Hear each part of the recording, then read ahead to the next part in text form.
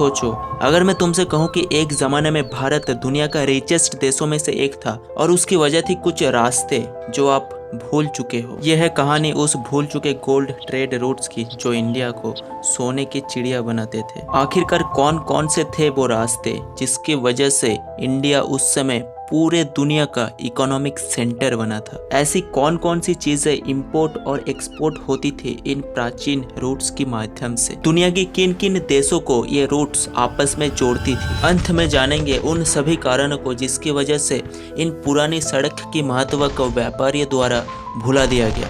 शुरू करते हैं एक सफर। एक ऐसा वक्त था जब इंडिया को कहा जाता था सोने की चिड़िया। तक्षशिला, पाटलिपुत्र जैसे शहर चमकते थे। बाजारों में सोना, कपड़े और मसाले बिकते थे और दुनिया भर के लोग यहाँ की दौलत और कला के दीवाने थे। हर समुद्री और जमीनी रास्तों पर भारत का वैभव चलता था। ये दौलत सिर्फ पैसा नहीं थी, एक पहचान थी। इसीलिए कहते हैं इंडिया वॉज ट्रूली सोने की चिड़िया। दोस्तों, एक रोमन लेखक ने लिखा था, India gives gold takes nothing. सोचो, दुनिया भर के लोग भारत आते थे, सोना, मसाला, कपड़े ले जाते थे और बदले में कुछ भी नहीं। इतना समृद्ध था हमारा देश कि बस देना जानते थे। सोने सिर्फ खदान से नहीं, ट्रेड से भी आता था। पुराने जमाने के भारत के व्यापारी अफ्रीका, अरेबिया और साउथ ईस्ट एशिया तक जाते थे। मसाले, कपड़े और हस्तशिल्प के बदले में वहां से गोल्ड भारत लाया जाता था। ये सोना फिर मंडियों, राजघरानों और टेम्पल्स में लाया जाता था। 3 ऐसे महत्वपूर्ण रूट्स में से एक था हमारा दक्षिणापथ। दोस्तों, प्राचीन भारत का दक्षिणापथ सिर्फ एक देसी ट्रेड रूट नहीं था, बल्कि इजिप्ट और रोम तक व्यापार करने का एक महत्वपूर्ण माध्यम था। इस रूट का प्रारंभ तमिलनाडु के कावेरीपट्टिनम, आरिकामेदु जैसे पोर्ट से होता था, जहां से माल समुंदर के रास्ते इजिप्ट और रोम भेजा जाता था। दक्षिणापथ से मसाले जैसे काली मिर्च, इलायची और कॉटन, टेक्सटाइल्स, जेम्स एक्सपोर्ट किया जाता था। इनके बदले रोम और इजिप्ट से gold coin, glass wire, wine और लग्जरी आइटम भारत आते थे। रोमन लेखक प्लिनी द एल्डर ने लिखा था कि रोम से बहुत सारा सोना भारत के व्यापार में चला जाता था। यह व्यापार भारत का कोस्टल शहर जैसे मदुराई, मुजिरिस और बहारूच को समृद्ध बनाता था। दक्षिणापथ सिर्फ धन का नहीं, बल्कि संस्कृति, कला और धर्म का भी आदान प्रदान का एक जरिया बना। ये रूट भारत को एक ग्लोबल इकोनॉमिक हब बनने में एक महत्वपूर्ण कदम था। दोस्तों, इसके साथ और एक सड़क एग्जिस्ट करता था जो सिर्फ भारत ही नहीं, पूरे सेंट्रल एशिया की ट्रेड का लाइफलाइन था, जिसे हम उत्तरापथ के नाम से जानते हैं। ये रूट शुरू होता था तक्षशिला से, जो आज की पाकिस्तान में है, और जाता था बैक्ट्रिया तक, जो आज का अफगानिस्तान में है। ये भारत को सिल्क रोड से डायरेक्ट कनेक्ट करता था। दोस्तों, उत्तरापथ सिर्फ एक सड़क नहीं थी, ये एक कल्चरल और इकोनॉमिक ब्रिज था। यहाँ से जाते थे कपड़े, मसाले और हैंडीक्राफ्ट्स, और आते थे पर्शियन कॉइन, वाइन और आर्ट स्टाइल्स। ये रूट यवना, ग्रीक, पर्शियन और सेंट्रल एशियन ट्रेड के लिए एक मेजर गेटवे था।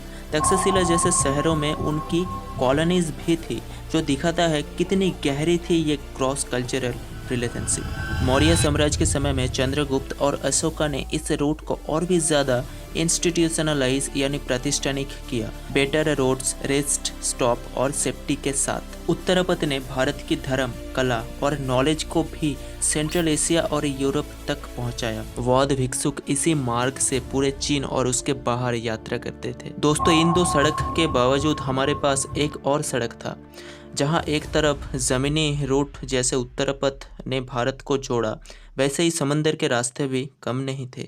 आइए बात करते हैं मैरीटाइम ट्रेड रूट्स की। वे बंगाल से लेकर साउथ ईस्ट एशिया तक के समुद्री रास्ते भारत को ले जाते थे सुवर्ण भूमि यानी सोने की भूमि तक, जिसे आज हम म्यांमार, थाईलैंड और कंबोडिया के नाम से जानते हैं। ये रूट ईस्टर्न पोर्ट जैसे ताम्रालिप्टी, कावेरीपट्टिनम और नागापट्टिनम से शुरू होता था। शिप भर के जाते थे कपड़े, मसाले और सोने से, और लौटते थे ज़्यादा स्पाइसेस और बुद्धिस्ट मॉन्क स्क्रिप्ट यानी पांडुलिपि के साथ। साउथ ईस्ट एशिया में इंडियन ट्रेडर्स ने न सिर्फ सामान बेचा, बल्कि अपने धर्म, कला और भाषाएं भी फैलाई। संस्कृति और हिंदू बुद्धिस्ट आर्किटेक्चर का इन्फ्लुएंस आज भी वहाँ दिखता है। दूसरी तरफ वेस्टर्न कोस्ट का पोर्ट जैसे बहारूच, सोपारा और मुजिरी डायरेक्ट जुड़ा था अरेबिक पेनिनसुला और ईस्ट अफ्रीका से। इन रूट्स के जरिए अरब और रोमन ट्रेडर्स भारत से सुवर्ण, कपड़े और सुगंध ले जाते थे। इन एक्सचेंज भारत को मिलता था कॉइन, वाइन और एक्सोटिक एनिमल। ये समुद्री रूट्स भारत को दुनिया का सबसे समृद्ध राष्ट्र में शुमार करता था। ये थे असली सोने की चिड़िया बनने के समुद्री रास्ते। समय के साथ साथ ऐसी कौन कौन सी कारणों की वजह से आखिरकार हमें इन सभी सड़क को खोना पड़ा? पहली वजह, रोमन एम्पायर का पतन। दोस्तों, कभी एक ऐसा समय था जब रोमन एम्पायर दुनिया का सबसे बड़ी ताकत थी। उसका ट्रेड नेटवर्क यूरोप, एशिया और अफ्रीका तक फैला हुआ था। लेकिन जब 5th सेंचुरी में रोमन एम्पायर गिरा तो सब कुछ बदल गया। बर्बरियंस जैसे विसिगोथस और वंदालस ने रोम पर अटैक किया। इससे पॉलिटिकल इंस्टेबिलिटी और इकोनॉमिक ब्रेकडाउन शुरू हो गया। रोड्स अनसेफ हो गया। मर्चेंट यानी व्यापारी अपना सामान बेच नहीं पा रहा था। रोमन प्रोटेक्शन के बिना ट्रेड रूट्स पे लूटपाट कॉमन हो गई। वेस्टर्न यूरोप का इकोनॉमी ऑलमोस्ट कोलैप्स कर गया। लग्जरी सामान जैसे सिल्क, स्पाइसेस और ग्लास आइटम मिलना मुश्किल हो गया। लोकल इकोनॉमिक्स सेल्फ रिलायंट बनने लगी, पर डेवलपमेंट रुक गया। इंटरनेशनल ट्रेड का कॉन्सेप्ट ऑलमोस्ट खत्म हो गया था वेस्ट में। इस डाउनफॉल ने मिडिल एजेस का रास्ता खोला, जहां इकोनॉमिक प्रोग्रेस स्लो था। फॉल ऑफ रोम सिर्फ पॉलिटिकल नहीं, इकोनॉमिक डिजास्टर भी था, और इसने वेस्टर्न वर्ल्ड को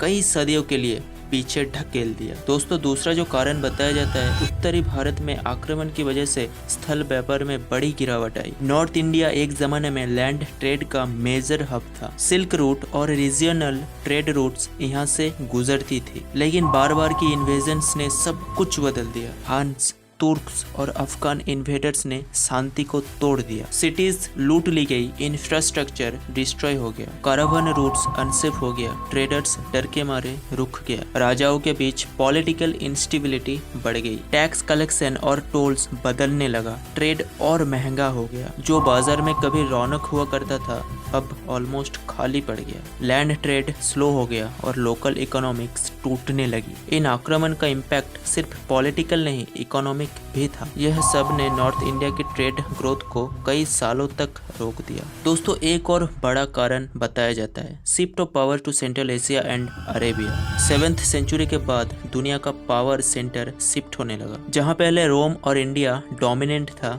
अब सेंट्रल एशिया और अरेबिया उभरने लगा। अरब ट्रेडर्स ने लैंड और सी ट्रेड रूट्स दोनों पे कंट्रोल बनाना शुरू किया। इस्लामिक खिलाफत ने एक विशाल एम्पायर क्रिएट किया जो ईस्ट से वेस्ट तक फैला। बगदाद, दमस्कस जैसे सिटीज ट्रेड और नॉलेज की सेंटर बन गई। सेंट्रल एशिया की सिल्क रोड टाउन्स ने भी नया इन्फ्लुएंस गेन किया। इंडियन ओशियन और अरेबियन सी में अरब मर्चेंट का डोमिनेंस था। स्पाइसेस, सिल्क और प्रीशियस स्टोन इनके हाथ से गुजरते थे। ये शिफ्ट सिर्फ ट्रेड में नहीं, कल्चर और साइंस में भी दिखा। यूरोप और इंडिया का रोल थोड़ा कम होने लगा इस दौरान। शक्ति का ये नया केंद्र विश्व की भू राजनीति को पुनः परिभाषित कर रहा था।